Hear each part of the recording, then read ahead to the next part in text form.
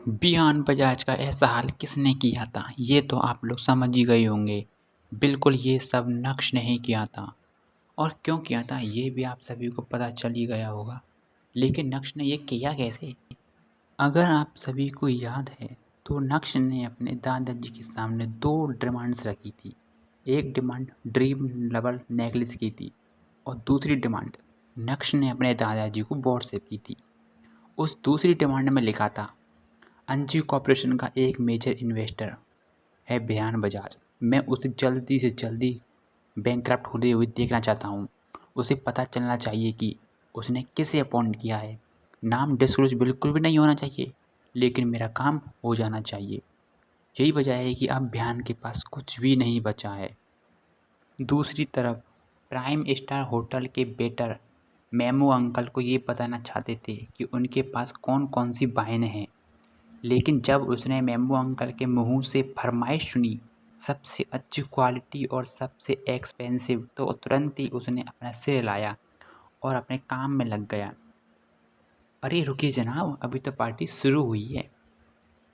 जब सभी टेबल पर वाइन पहुंच गई तो मेमो अंकल अपनी कुर्सी से उठे और अपने जाम को ऊपर उठाते हुए बोलो, चलो let's have the toast. Jawari mention की सफलता को सक्सेस करते हैं और उनको सेलिब्रेट मनाते हैं। आज कोई भी यहाँ से सोबर नहीं जाना चाहिए। Let's party enjoy. Memo uncle की बात सुनकर सभी लोग अपने हाथों में वाइन का गिलास लेकर कुर्सी से उठे और चीयर्स करते हुए मेमो अंकल को कैंग्रेचुलेट करने लगे। जावरी खानदान में मेमो अंकल की इमेज बहुत पावरफुल थी और यही वजह थी कि उनकी सभी बातों में आ जाते थे। इस समय इस सेलिब्रेशन पार्टी की असली हकदार सिर्फ अनिका थी, जिसको कोई पूछ भी नहीं रहा था। वो काफ़ी अकेला महसूस कर रही थी, लेकिन इससे जावेरी खानदान को कोई फ़र्क नहीं पड़ रहा था। शराब का सिलसिला चलता रहा और डीजे वाले बाबू ने पार्टी में 4 चांद और लगा दिए। करीब 1 से 1.5 घंटे नाचने के बाद ये पार्टी अपने चरम पर जा पहुंची। मैम्बो अंकल जो ठीक से खड़े भी नहीं हो पा रहे थे, उन्हें सब कुछ ब्लश्ड दिखाई दे रहा था। उसके बाद भी उन्होंने थिरकने का नाम नहीं ले रहे थे।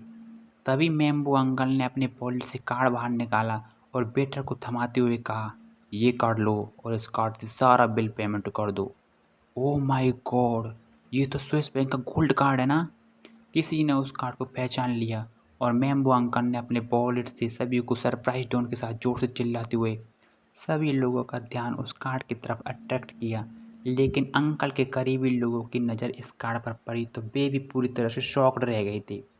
स्विस बैंक का कार्ड वो कार्ड है जो किसी के पास नहीं होता। इस बैंक का बेसिक से भी बेसिक कार्ड होने के लिए आपके पर्सनल एसेट्स की वैल्यू 5 करोड़ होनी चाहिए। सिल्वर कार्ड के लिए आपके पर्सनल एसेट्स की वैल्यू 10 करोड़ और गोल्ड कार्ड जो मेम्बो अंकल के पास है उसके लिए तो आपको कम से कम 15 करोड़ से ज़्यादा के पर्सनल एसेट्स होने चाहिए। वैसे तो मेम्बो अंकल का टोटल एसेट 30 करोड़ है, लेकिन इसमें कई चीज़ें शामिल हैं जो स्विस बैंक के रेगुलेशन पर खरी नहीं उतरती है। इसलिए मेम्बो अंकल को उस कार्ड को पाने के लिए कम से कम 3 साल तक पैसा बचाया और 15 करोड़ रुपये उस खाते में डाले, तब जाकर उन्हें एक कार्ड मिला। मेम्बो अंकल ने इंडिया आने से पहले ये सब किया था, जिससे आकर वो सभी के सामने हीरो बन सके। और देखिए आज उनका एक एक आइडिया काम करता हुआ नजर आ रहा था। मेम्बो अंकल की नज़र मिस जूली पर पड़ी जो उनके बाजू में खड़ी हुई थी और उसे देखकर उनका दिल काफ़ी प्राउड फील कर रहा था। देसाई परिवार के डेप्यूटी प्रेसिडेंट के सामने उन्हें एक अच्छी अपॉर्चुनिटी मिली थी जिससे वो शो ऑफ कर रहे थे। यही तो वो कर रहे थे। दूसरी तरफ जब मिस जूली की नज़र मेम्बो अंकल के गोल्ड कार्ड पर पड़ी तो वे भी लगातार मेम्बो अंकल को देखने लगी थी। मिस जूली के पास भी स्विस बैंक का एक सिल्वर कार्ड था जो उनके कार्ड से एक पोजीशन नीचे था। एसेट्स के मामले में मिस जूली के पास कोई कमी नहीं थी, लेकिन इसमें देसाई परिवार के बाकी लोगों का भी हिस्सा था। वैसे तो मिस जूली ने कह दिया था कि वे ड्रीम लवर नेकलेस के लिए डबल पैसा देने के लिए तैयार हैं, लेकिन उन्हें अपने पापा से फंड्स मांगना पड़ता था। जब मेम्बो अंकल ने देखा कि मिस जूली लगातार उन्हें ही देख रही है तो वे काफ़ी एक्साइटेड हो गए और अपनी अम्मी को दिखाते हुए कहा, बेटर सारी टेबल्स की बिलिंग कर दो और इस कार्ड से पेमेंट करो। बस उस टेबल को छोड़ दो, उससे मेरा कोई लेना देना नहीं है। मेमो अंकल ने जिस टेबल की तरफ इशारा किया बाहर दरअसल नक्श बैठा था। चूँकि नक्श का स्टेटस जावेरी ख़ानदान से मैच नहीं करता था, इसलिए उस टेबल पर अमीर लोग नहीं बैठे थे और जो भी बैठे थे उनका स्टेटस थोड़ा लो था। मेम्बू अंकल आसानी से उन लोगों को अपॉइंट कर सकते थे, इसमें उसका कोई खतरा नहीं था। नक्श, पैसे हैं ना तुम्हारे पास?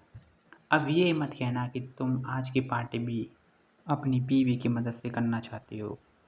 शातिर मुस्कान के साथ मेम्बू अंकल की हंसी छूट पड़ी और मेम्बू अंकल नक्श की तरफ बढ़े ऑस्ट्रेलिया। और उसके कंधे को ऑस्ट्रेलिया। थपथपाते हुए कहा। नक्श मुस्कुराया और उसने कुछ भी नहीं कहा। मेम्बू अंकल ने नफरत भरी नज़रों से नक्श की ओर देखा और तुरंत ही उसने अपना हाथ कंधे से हटा लिया। उसके बाद मेम्बू अंकल की नज़र मिस जूली पर पड़ी और मुस्कुराते हुए बोले, मिस जूली, मैंने सुना है कि आपको ड्रीम 11 नेकलेस बहुत पसंद है। मेरे बहुत सारे दोस्त हैं जो इस नेकलेस को खोजने के कई सारे तरीके जानते हैं। आप बिल्कुल भी परेशान मत होइए, उस नेकलेस को खरीदने में मैं आपकी मदद करूँगा। मिस जूली ने अपना सिर हिलाया। अभी भी उसके सख्त और ठंडे चेहरे पर कोई मुस्कान नहीं थी। मिस जूली ने मुंह बनाते हुए कहा, तो फिर मुझे आपको पहले ही थैंक्स कह देना चाहिए मिस्टर जावेरी।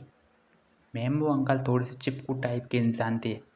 जब भी वो वेल्थी फैमिलीज की लड़कियों को देखते तो उनके सामने शो ऑफ करने पहुंच जाते और उन लड़कियों को मेम्बो अंकल की ये सारी हरकतें बिल्कुल भी पसंद नहीं आती। लेकिन क्या करें, एक ही सर्कल में उठना बैठना, इसलिए कोई उन्हें कुछ कहता भी नहीं था और चुपचाप उसकी बकवास सहन करता। मिस जूली भी यही कर रही थी। मेम्बो अंकल मिस जूली से कुछ कहना चाहते थे, लेकिन तभी वो वेटर भागा भागा आया और मेम्बो अंकल का गोड़ काट लेकर बोला, मिस्टर जावेरी, शायद आपके इस कार्ड में उतना पैसा नहीं है कि आज के बिल का पेमेंट हो सकता है। ट्रांजैक्शन बार बार डिक्लाइन हो रहा है। मैंने दूसरी मशीन पे चेक की है लेकिन सेम रिजल्ट है। क्या तुम्हारा दिमाग खराब हो गया है? तुम मजाक कर रही हो? क्या तुम्हें पता भी है इस कार्ड में कितना पैसा है? पूरे 15 करोड़ हैं। तुम क्या कह रही हो? इस कार्ड से आज की पार्टी का बिल नहीं हो पाएगा? उस पीटर की बात पर मेम्बू अंकल को गुस्सा आ रहा था और उसे घूरने लगे थे।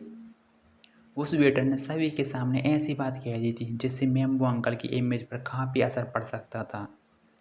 गुस्से में मेम्बू अंकल ने उस वेटर की कॉलर पकड़ ली। ये तो अच्छी बात है कि वहाँ पर कोई सेंसिबल लोग भी थे जिन्होंने मेम्बू अंकल को ये करने से रोक लिया था। जावेरी परिवार को ये नहीं भूलना चाहिए कि सूरत शहर के सबसे लग्जरियस होटल प्राइम मिनिस्टर में वो पार्टी कर रहे हैं। भले ही मेम्बू अंकल नशे में थे, लेकिन बाकी के सब लोग होश में थे और जावेरी खानदान होटल में ऐसा कुछ भी नहीं करना चाहते थे कि उनकी फैमिली पर कीचड़ उछले। उस वेटर के चेहरे के एक्सप्रेशंस भी जल्दी से बदल गए और 2 कदम पीछे हटने के बाद कहा, आई एम सॉरी सर, मैं आपको बताना भूल गया कि आज के पूरे दिन का खर्चा 20 करोड़ है। यह सुनते ही मेम्बू अंकल शॉक्ड रह गए और उनका सारा नशा उतर गया था। क्या? 20 करोड़ रुपए? अरे आखिर ये लोग खा क्या रहे थे? सोना, चांदी या हीरे? ये तो हमें बाद में पता चलेगा। सबसे पहले मेम्बू अंकल का रिएक्शन देखना जरूरी है। क्या तुम्हारा सारा होटल मेरे सारे पैसे को हड़पने का सोच रहे हैं? मुझे तुम्हारे ओनर से बात करनी है और डिटेल में करूँगा उनसे बात। बुलाओ उनको। मेम्बू अंकल ने बस एक हाथ और नक्श ने कुछ नहीं कहा। नक्श उस नज़ारे को देखने के बाद उसके मुंह से हंसी छूटने लगी थी। मेम्बू अंकल वाकई में बहुत शातिर इंसान है। दिखावा तो ऐसे करते हैं जैसे मानो उनसे बड़ा अमीर कोई है ही नहीं, और अब ऐसे बिहेव कर रहे हैं जैसे मानो उन्होंने कुछ किया ही नहीं। मेम्बू अंकल ने तो वेटर से कहा था हर टेबल पर सबसे अच्छी क्वालिटी और एक्सपेंसिव वाइन चाहिए। बाकी लोगों ने शायद नोटिस नहीं किया, लेकिन नक्श ने एक नज़र में ही नोटिस किया था। जो वाइन की बोतल हर टेबल पर सर्व की गई थी वे दुनिया के टॉप 3 वाइन में से एक थी। सोविनिया वाइन की एक बोतल की कीमत 15 लाख रुपए थी। और मेम्बो अंकल को ये नहीं भूलना चाहिए कि वो गुजरात में शराब पी रहे हैं। बोतल की प्राइस ओरिजिनल से डबल ही होगी। होटल का वेटर मेम्बो अंकल के बिहेवियर को देखते हुए उनसे बहस करने के मूड में तो बिल्कुल भी नहीं था। वो जाकर अपने होटल के मैनेजर को बुला ले आया। जैसे ही होटल का मैनेजर वहाँ आया, मेम्बो अंकल के कदम उसकी तरफ बढ़े और गुस्से में जोर से चिल्लाते हुए कहा, तुम लोग ये किस तरह का पब्लिक बिजनेस कर रहे हो? खुलेआम पब्लिक का पैसा लूट रहे हो। तुम्हें नहीं लगता कि मुझे बाहर जाकर इसकी कंप्लेंट करनी चाहिए? मैम्बू अंकल को लग रहा था कि इसकी बात सुनकर होटल का एडमिनिस्ट्रेटर हिल जाएगा, लेकिन उन्हें नहीं पता था कि असल में होटल मैनेजर उन्हें ही हिला देगा। मुस्कुराते हुए होटल मैनेजर ने कहा, मिस्टर जावेरी, सबसे पहले तो आपको कंप्लेंट करनी है तो आप कर सकते हैं, और आप ये ना भूलें कि गुजरात इस द ड्राई स्टेटस है, क्योंकि यहाँ शराब अलाउड नहीं है। लेकिन जावेरी परिवार ने अपने सेलिब्रेशन पार्टी के लिए हमें चुना, इसलिए हमने अपनी रिस्क पर आप सभी लोगों को वाइन शराब की। और अगर आप अब कंप्लेंट करेंगे तो आपकी बाकी के गेस्ट को भी जेल की हवा खानी पड़ सकती है। दूसरी बात, आपने ही तो अपनी सबसे अच्छी एक्सपेंसिव वाइन की डिमांड की थी, तो हमने आपकी डिमांड को दुनिया के टॉप 3 वाइन्स में से एक वाइन सर्व की और इसकी ओरिजिनल कीमत 15 लाख रुपए है। गुजरात में तो वैसे भी इसकी कीमत दोगुनी हो जाती है। आज पूरा होटल आपकी फैमिली ने बुक करवाया, बाहर के गेस्ट अलाउ नहीं थे, फिर भी हमने टाइम से आपकी रॉयल मील, स्टार्स, स्नैक्स ये सब मिलाकर आपका 22 करोड़ होता है, लेकिन हमने 2 करोड़ रुपए का आपको डिस्काउंट भी दिया है। मुझे नहीं लगता कि हम आपको लूट रहे हैं। वास्टर, तू डरा किसे रहा है? तुझे क्या लगता है कि मैं डर जाऊंगा? और कौन सी स्लोवेनिया, कैसी स्लोवेनिया? जब मैंने तुम्हें कोई ऐसी वाइन सेव करने के लिए कहा ही नहीं, तो तुम लोग तो हर चीज़ थोप रहे हो। मुझ पर ये बोलते हुए अब मैम्बू अंकल ने होटल मैनेजर की कॉलर पकड़ ली थी।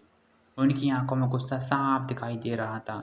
इससे पहले कि वो कुछ करते, अचानक से बैंकेट हॉल की एंट्रेंस की तरफ से एक शांत आवाज़ आई। क्या हो रहा है यहाँ पर? इस जेंटलमैन को हमारे होटल में लड़ाई क्यों करनी है?